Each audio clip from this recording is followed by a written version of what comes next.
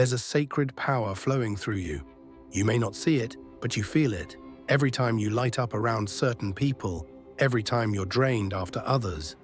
It's your life force, your energetic current, and it lives in your body. This body is not random flesh and bone. It is an intelligent vessel designed to hold, channel, and protect the divine force that animates you. But every time you ignore its signals, every time you betray its needs, you leak that sacred energy.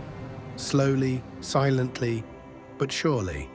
Before we dive into what drains your vital force, take a breath. Then feel free to share in the comments below what makes your body feel alive and full of energy. Your experience could be the light someone else needs to hear today. Welcome. We were never taught the full truth, not in school, not in most spiritual teachings. Your body has been framed as either an object to be perfected or a burden to be managed. Rarely as the temple it truly is.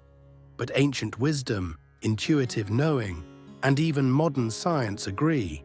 Your body is your interface with the divine. It holds your intuition, your memory, your emotional history, and your connection to Source. And when you violate its wisdom, through habits, people, or thoughts, you're not just hurting your health, you're fracturing your spiritual foundation. One of the most overlooked ways we leak vital force is by saying yes when we mean no. Every time you override your intuition to please others, you send your energy outward in an unnatural flow. Your body tightens, your gut contracts, and you feel a weight that has no words. That's not stress, that's energy theft, and you're the one opening the door. Every inauthentic yes is a micro-death to your spirit. When repeated, it becomes a pattern, and patterns become prisons. The way out begins with honoring your boundaries, not just mentally, but physically. When your body says no, it is sacred intelligence speaking. Trust it. Another quiet leak happens when you neglect rest. Our world glorifies the grind, but exhaustion is not a badge of honor, it's a warning. Sleep is not laziness, it's spiritual maintenance. It's during deep rest that your subtle energy bodies repair, that your subconscious reorganizes, that your intuition realigns. When you deprive yourself of rest, when you treat your body like a machine, you dull your senses, your perception narrows, and your emotional resilience thins.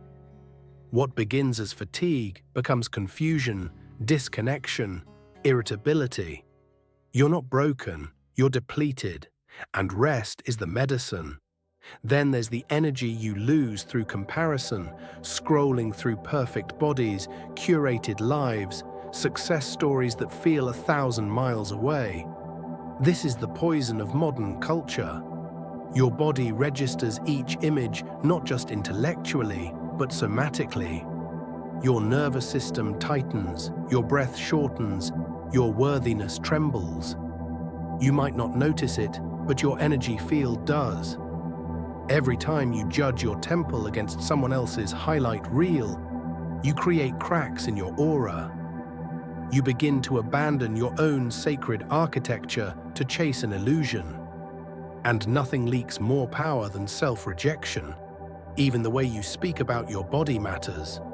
Words are not harmless. When you casually call yourself ugly, fat, tired, or weak, your body listens, and it responds. Cells contract, systems slow, the temple dims. Imagine speaking to a child with the same cruelty many speak to their bodies, and you'll understand why so many walk around disconnected, aching, empty. To reclaim your life force, speak to yourself like someone you are sworn to protect. Because you are. Perhaps the most powerful and most intimate way energy is leaked is through unaligned physical intimacy. When you share your body with someone who does not honor your soul, you open sacred space to energy that may not belong. This isn't about shame or rules, it's about sovereignty. Your body records everything, every touch, every intention behind it. And when the connection lacks reverence, you're left with echoes that haunt the nervous system. You feel off but can't explain why. You wake up tired even after rest. You feel their pain as if it's your own. This is not love, it's energetic residue. And until you cleanse it, it lingers. Healing begins with awareness. You cannot fix what you refuse to feel. So take a moment, place a hand on your chest, one on your belly, and ask your body, where am I leaking energy? Where have I abandoned you to fit in, to be loved, to survive? Let the answers come without judgment. This is not about blame, it's about responsibility, the holy kind. The kind that says, I choose to come back to myself, fully. Your temple doesn't ask for perfection, it asks for presence. Small daily choices carry immense energetic weight. The foods you eat, for instance, are not just calories, they are codes, vibrations. Every processed, lifeless bite creates stagnation. Every fresh, intentional meal restores harmony. Your digestive fire, known in ancient traditions as your second brain, is not just physical, it's a major spiritual center. When it's overloaded with toxicity, your entire system becomes dull. You begin to lose your inner signal. Your intuition quiets, and in that silence, external noise becomes your compass. The body also bleeds energy through unresolved emotions. Trauma that hasn't been integrated creates stagnation in the subtle body. Think of it like spiritual scar tissue, dense areas where life force can't flow. You might notice it as tightness in the chest, chronic tension in the neck, or a weight in the belly. These are not just physical symptoms, they are messengers. Your body doesn't forget. Every heartbreak, betrayal, or fear you swallowed rather than processed still lives within. And it's draining you in the background, like a forgotten app running on your soul's operating system. One of the most underestimated sources of energy loss is internal self-betrayal. When you go against your own truth to make others comfortable, when you stay silent, when your spirit screams to speak, when you apologize for your light, you fragment. Your aura weakens, the energetic coherence of your being begins to splinter, and soon you don't know where you begin and others end. This is not kindness, this is abandonment, and the only cure is radical alignment. Your posture even tells a story. Notice how you sit, how you walk, how you enter a room. Are you collapsing inward or standing tall in your own essence? The spine is more than bones, it's a spiritual antenna. It holds your kundalini, your core frequency. When you hunch in shame, when you shrink in insecurity, you distort the very channel that connects heaven and earth within you. Straighten your back, not to perform, but to remember. Remember that you are a vessel of the divine. You were never meant to shrink. Your breath is your power cord. Shallow breathing signals survival mode. Deep, conscious breathing signals sovereignty. Inhale fully and feel the life force enter every cell. Exhale slowly and release what does not belong. This simple act, done with presence, restores more energy than any supplement or external fix.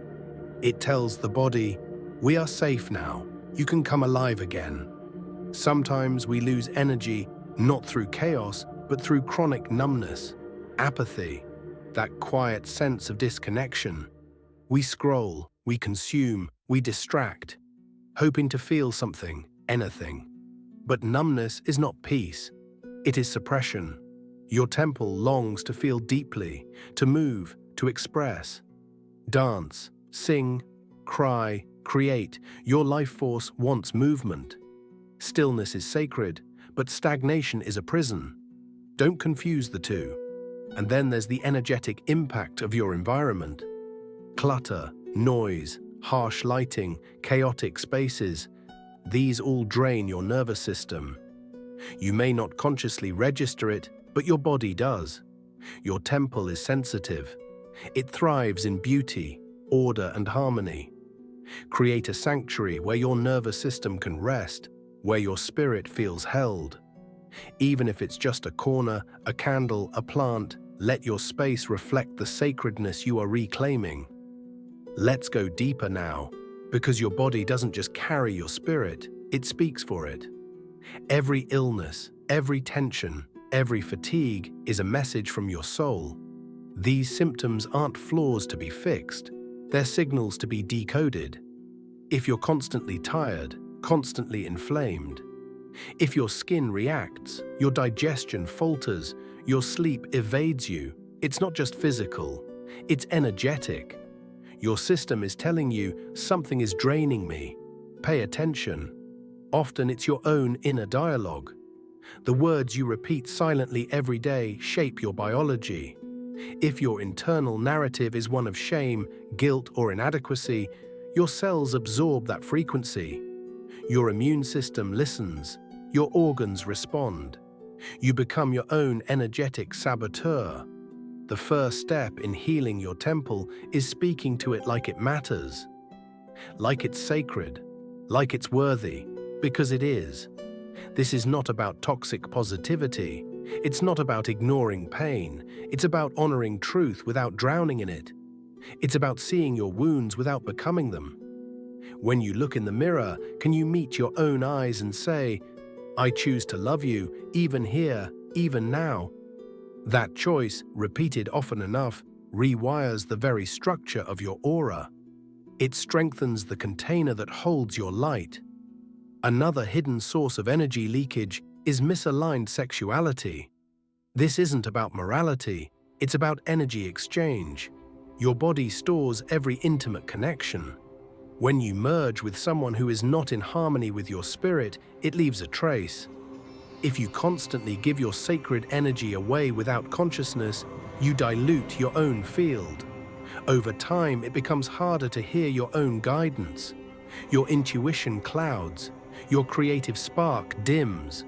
Reclaiming this part of yourself is not about shame. It's about sovereignty. It's about saying, "My energy is precious. I choose to share it only where it is honored." Technology, too, plays a role. Constant exposure to screens, blue light, digital noise, it fragments your focus. Your nervous system becomes hypervigilant, always alert, never resting. You start living from the surface of your being, disconnected from your core. Your temple is designed for cycles, for rest, for stillness, for real connection. When you override this natural rhythm in the name of productivity or convenience, you disconnect from your essence. Your energy leaks through the cracks of constant stimulation. Even your relationships act as conduits, either filling your cup or draining it. Do a quiet inventory. Who do you feel lighter with? Who leaves you feeling depleted? Your body always knows. It reacts before your mind can justify. Honor that knowing. Sometimes the most spiritual act is walking away, not with hate, but with clarity, with love, with the sacred understanding that protecting your peace is protecting your power. And let's talk about resentment, because nothing corrodes your inner sanctuary faster. When you hold on to past pain, when you replay betrayals, you entangle your life force in invisible chains. Forgiveness isn't about letting others off the hook, it's about freeing your own energy. It's about saying, "You no longer get to live in my nervous system. I reclaim this space for me." This journey of honoring your body is not linear. Some days you'll feel strong and radiant, other days you'll feel heavy and tired. Both are sacred. Both deserve your gentleness. The temple doesn't need constant perfection, it needs presence, consistency. Love, not just in grand gestures, but in the quiet daily rituals. The way you stretch when you wake, the foods you choose, the boundaries you set, the silence you keep. You don't have to earn worthiness. You are worthy because you are alive, and your aliveness is the altar. It's time to return to that truth, to rebuild your temple, not from shame, but from reverence. Your habits are silent prayers. The way you treat your body is a message to the universe about how you expect to be treated. When you starve it of sleep, flood it with fear, surround it with noise, you are broadcasting a frequency of unworthiness. But when you nourish it, protect it, honor its rhythms. You become a magnet for peace, for clarity, for miracles. Because the divine does not force its way into chaos. It meets you in the space you make for it. There is sacred intelligence in every cell. Your gut has more neurons than your spinal cord. Your heart generates an electromagnetic field measurable feet beyond your body. These aren't metaphors, they're scientific realities. When your body is in harmony, it becomes an antenna for guidance. You don't chase answers, you receive them. You don't force clarity, you align with it. That's the power of a purified vessel. That's the magic of becoming the guardian of your own temple. It also means letting go of the cultural programming that has told you to prioritize everything else above yourself. Productivity over rest, appearance over health, approval over authenticity. You were not born to be a machine. You are not here to be consumed. You are here to radiate, fully, freely, fiercely. And you can't do that if you're constantly abandoning your body in the name of pleasing a system that never really sees you. So choose now. Choose to be fully here, in your breath, in your skin, in your senses. This body you inhabit, it's not an obstacle to your spirituality. It is the gateway. Your flesh is not the opposite of your soul. It's the language your soul uses to speak. The aches, the cravings, the heat, the chills, they are messages. They are instructions. When you listen, you reclaim the blueprint for your vitality. And chosen one, if you are still here, then understand this. The journey back to your temple begins now, with a glass of water, with a walk in the sun, with the decision to stop outsourcing your power and start listening inward. This is not about a perfect routine, it's about reverent attention. It's about saying, I matter enough to care for this body, not just when it breaks, but while it breathes. Every time you abandon yourself, a part of your energy fractures. Every time you come back, something holy returns. The journey isn't about being constantly high vibrational. It's about becoming whole, integrated, real. That kind of authenticity doesn't just heal you, it heals others. Because when you stand in your body like it matters, you give others permission to do the same. So begin again. This moment is enough. You are enough. Not because you've achieved anything, but because you are here. And this body has carried you through everything. Now it's time to treat it like the sacred vessel it is, with presence, with love, with unwavering respect. Your life force is not a commodity, it's a flame. Protect it, feed it, let it burn with the fire of someone who remembers they are divine. Drop a follow and like the video if this resonates with you, and don't hesitate to cheer up and support fellow brothers and sisters difficult times in the comments. Chosen one, keep your head up and stay true to yourself, always with love.